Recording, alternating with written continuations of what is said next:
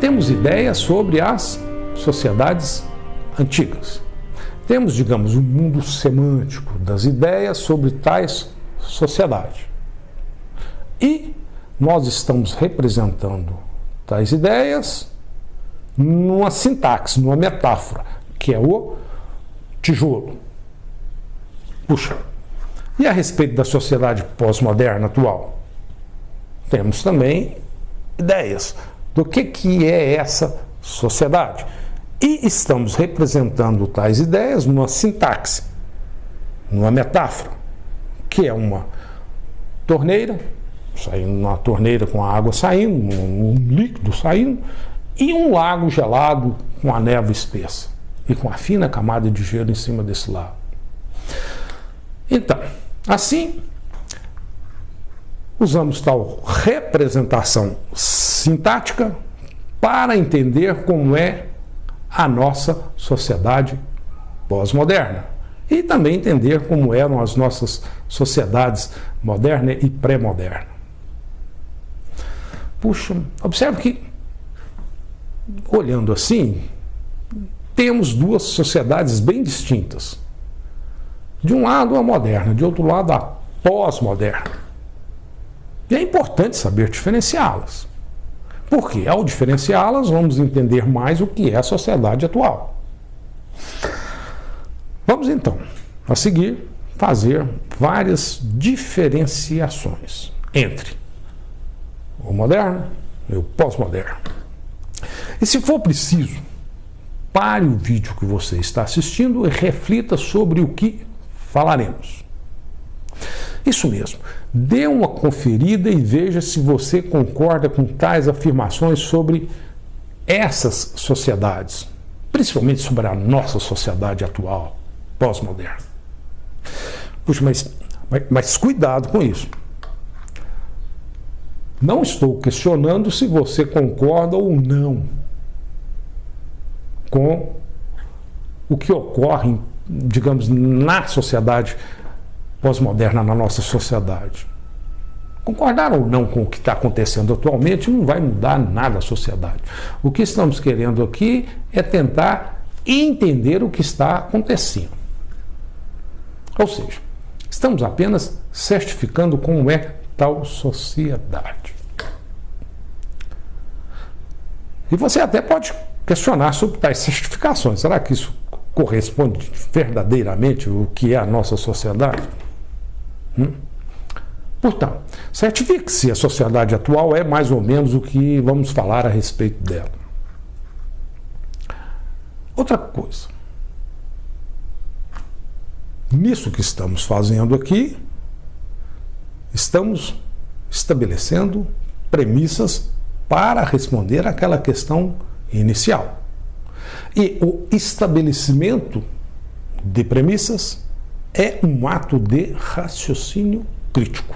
Porque é a partir dessas premissas que vamos, possivelmente, concluir de forma segura. Então, vamos às afirmações. E nessas afirmações, pense sempre nas metáforas do tijolo, da torneira e do lago. Então, vamos ver, olha só. Era pré-moderno. Lá naquela sociedade, Deus dizia tudo sobre as verdades do mundo. Era assim na Grécia Antiga, na Idade Média. Ou seja, a verdade era fixa e rígida, como um tijolo. Já até falamos disso, tá vendo? Um tijolo. Na modernidade, mudou um pouco. Na modernidade, era pela razão que as verdades do mundo deveriam ser atingidas. Foi assim, meu amigo, com o advento do humanismo, da Revolução Industrial, do marxismo. Portanto, antes era Deus e depois era a razão. Ou seja, o homem substituiu Deus como provedor de verdades pela razão. E para isso, o que ele fazia? Usava sistemas de dedução lógicos rígidos, como um tijolo. Engraçado isso, né? resolver tudo pela razão. Olha só que incrível. As pessoas, num certo momento da história, imaginavam que seria possível resolver tudo pela razão. Eu diria que isso é mais ou menos o seguinte: imagina um indivíduo se afundando numa areia movediça, e aí ele puxa os cabelos e tenta sair dessa areia se puxando pelos cabelos, né? Ou seja, entender o mundo pela própria razão. Era assim mesmo. Na modernidade, acreditavam que seria possível resolver tudo pela razão. Ficaríamos esclarecidos, maiores de idade, autônomos. Era um culto à racionalidade, à segurança das deduções racionais, àquela organização das provas. As pessoas acreditavam, por exemplo, olha só, elas acreditavam, por exemplo, no materialismo histórico-científico. Isso mesmo, no marxismo. Ou seja, acreditavam que, sem superstição, seria possível, pela razão, construir uma sociedade perfeita. E por isso, né, só pela razão, não deveríamos ser dominados pela religião. Só a razão deveria ser levada em conta, só a razão. Na sociedade moderna, o que a gente tinha era um cientificismo absoluto, uma crença na ciência. E na pós-modernidade, no mundo atual, mudamos a forma de pensar. Olha, mesmo não abrindo mão da razão, passamos a ter consciência de que ela tem limites. Presta atenção nisso, isso é muito importante. Razão com limites. Na pós-modernidade, descobrimos isso. E é interessante que em certas áreas da lógica, nós demonstramos tais fatos. O teorema da incompletude de Gödel é uma demonstração formal de que a prova, num ambiente restrito da aritmética, tem seus limites, a noção de prova. Ou seja, na aritmética, a verdade, a noção de verdade é muito mais do que a noção de prova. Ou seja, ali naquele ambiente, as provas nunca capturarão todas as verdades. E o teorema da indecidibilidade de Turing nos fala alguma coisa mais ou menos parecida.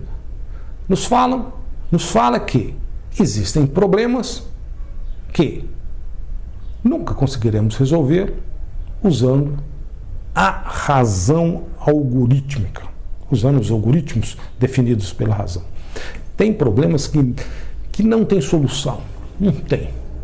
A não ser que a gente raciocine de uma forma diferente, que não seja uma forma algorítmica. Então, na pós-modernidade, descobrimos que a razão tem limites. Puxa, por isso na pós-modernidade não temos mais verdades definitivas, pois a razão tem seus limites. Podemos até crer em certas verdades pela fé, mas deve ficar claro que estamos falando de fé. Continuamos a ter fé, porque fé é algo que, digamos, até mesmo transcende as verdades definidas ou deduzidas pela razão. A fé transcende a razão. Além disso, veja bem, na pós-modernidade, é como se a gente estivesse patinando em um lago com uma fina camada de gelo e com muita névoa. Temos que estar sempre movimentando. E nesse lago não é possível ver ao longe. A visada está bem perto. Por isso, na pós-modernidade, recusamos teorias longas. Puxa, estamos patinando em um lago com pouca visada, meu amigo. Isso é uma consciência dos limites da razão. temos que ter cuidado, porque a razão pode nos colocar em maus lençóis. Olha, descobrimos que os frutos da razão podem ser para nós um pesadelo. Holocausto, bomba atômica, marxismo, tais coisas se mostraram falhas e são frutos da razão. Diríamos que foi o fracasso do humanismo moderno. Olha só, eu diria que, poxa, isso é meio decepcionante, é isso mesmo. É como, digamos, um despertar de um sonho. Olha, era bom demais acreditar no paraíso da sociedade comunista, por exemplo. Puxa, eu, por exemplo, vivi esse sonho. E hoje? Hoje não vivemos mais sonho algum. Hoje estamos patinando em um lago gelado e não sabemos para onde estamos indo. E temos que patinar. Se a gente para, o gelo quebra e a gente se afunda no lago, meu amigo. Temos que continuar andando e não sabemos para onde estamos indo. O que sabemos apenas é que estamos vivendo, digamos, um delírio consumista em uma sociedade capitalista liberal. É isso mesmo. E aí a gente fica perguntando, puxa, será que conseguiremos alternativa melhor?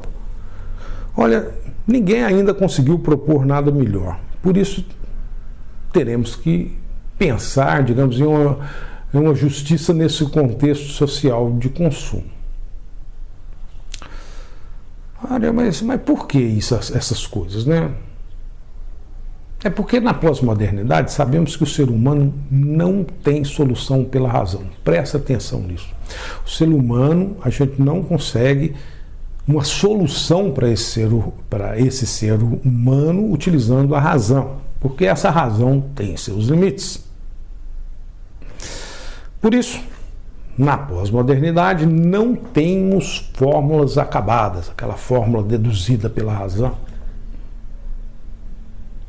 Observe que na modernidade sempre procurávamos uma fórmula para resolver as coisas. E agora, na pós-modernidade? Não temos fórmula. E em relação às pessoas? Puxa, é tudo líquido. Por exemplo, na pós-modernidade a ideia de identidade pessoal é definida pelo estilo. Um estilo líquido. Não era assim antigamente, meu amigo. O filho do padeiro deveria ter o estilo do pai padeiro e ia continuar assim até morrer. E agora?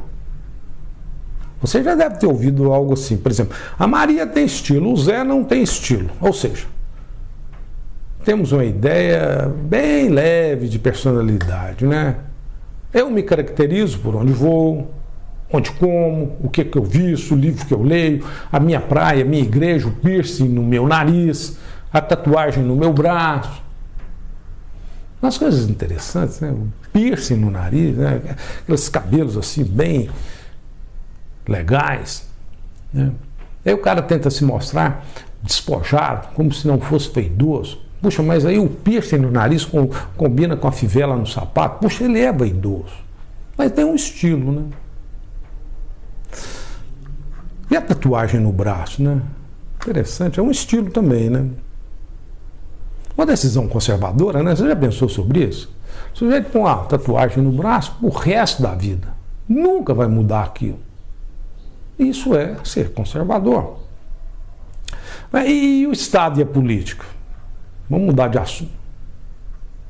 Bom, na modernidade, o Estado era organizado e regulador. Na pós-modernidade, o Estado é menor e enxuto. O mercado é livre. Parece que estamos procurando o quê? A desregulamentação. É isso. A gente ouve isso todo dia. Outra coisa.